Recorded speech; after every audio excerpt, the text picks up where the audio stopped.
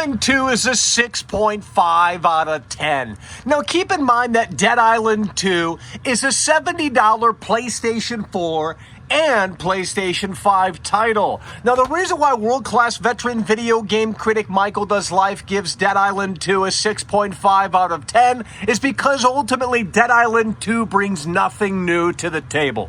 The gore system is neat, and I would argue the gore system here in Dead Island 2 is quite frankly above average. However, when you pull back and experience the same thing over and over and over, and again, you will here in Dead Island 2 as the core gameplay loop becomes stale and quite repetitive. The boss fights are uninspiring.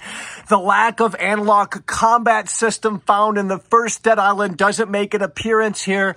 The lack of drivable vehicles here in Dead Island 2 is sorely missing, and that's because the levels are quite linear here in Dead Island 2. You're gonna have some fun, but I would argue at $70 for PlayStation 5 and PlayStation 4, it's just wait until a sale. It's a perfect, and I mean perfect Game Pass title. Unfortunately, Dead Island 2 isn't on Game Pass, but with that said, it's not the worst thing in the world, and it's certainly not the best thing in the world, and that's why world-class veteran video game critic Michael Does Life gives Dead Island 2 a 6.5 out of 10.